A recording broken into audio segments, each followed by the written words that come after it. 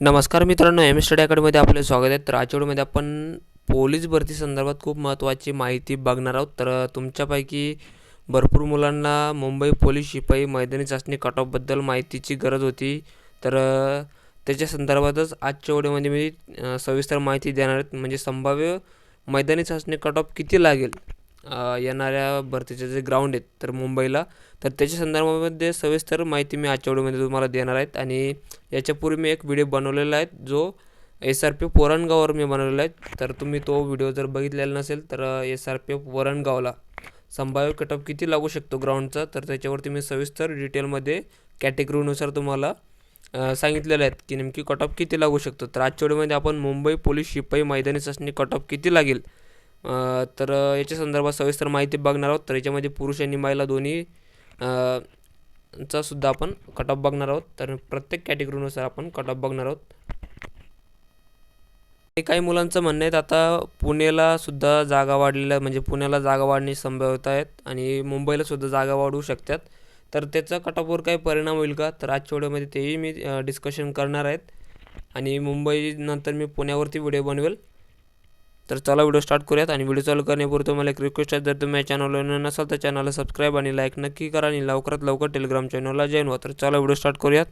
तर मित्रांनो, तुम्ही इकडे बघू शकतात. तर मी ते लिहिलेले आहेत मुंबई पोलीस भरती ग्राउंड कट ऑफ 2025-26. तर इथे पुरुष आहेत आणि ते महिला आहेत.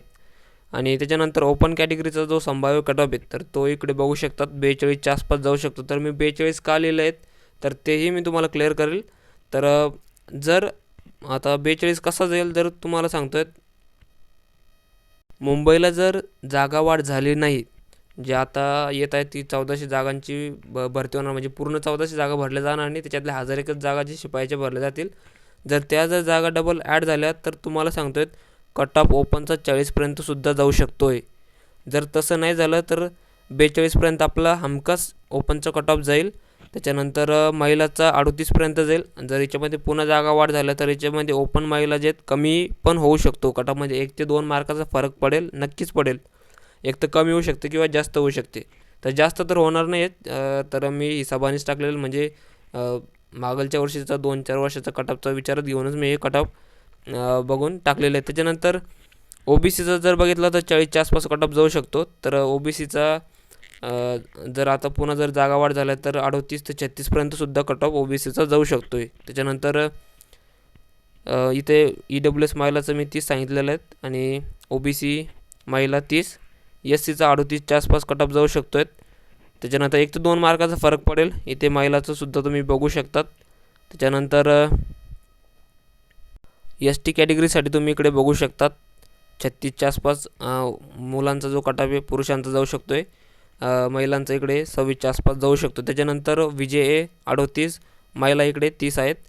NTBचा 38, तर 38 का केलं, याच्यामध्ये 2 ते 3 मार्काचा फरक, म्हणजे 2 मार्काचा तरी फरक पडेल. तर प्रत्येक कॅटेगरीनुसार तरी 1 ते 2 मार्काचा फरक नक्कीच पडणार आहेत. तर एक तर कमी होईल किंवा जास्त होईल. तर माझ्या माहितीनुसार तर जर जागा वाढला तर याच्यापेक्षा कट ऑफ कमी जाईल. तर मी हे जो कट ऑफ बनवला आहे तो आता जे जागा आहेत त्या हिशोबाने मी बनवलेला आहेत. त्याच्यानंतर महिलांचं तुम्ही इकडे बघू शकता 30, त्यांचे NTC 38च्या आसपासच कट ऑफ जाऊ शकतो आहे. तर जास्त थोडाफार फरक पडेल. आणि इथे NTC बघू शकतात. त्याच्यानंतर महिला पुरुष, तर NTD ते बघू शकतात इथं महिलांचा आहेत.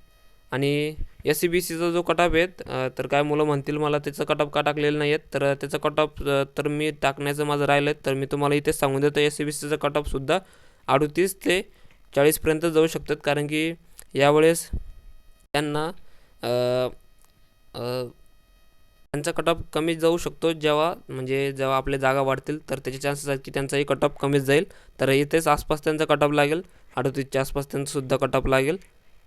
आणि येणाऱ्या पुढच्या व्हिडिओमध्ये मी जे पुण्यावरती सविस्तर व्हिडिओ बनवेल. आणि तुम्हाला जर काही डाऊट्स असेल तर मला कमेंट करून नक्की विचारू शकतात. तुम्हाला कोणत्या कॅटेगरीमध्ये काही प्रॉब्लेम असेल तर ती मला कमेंट करून विचारू शकतात.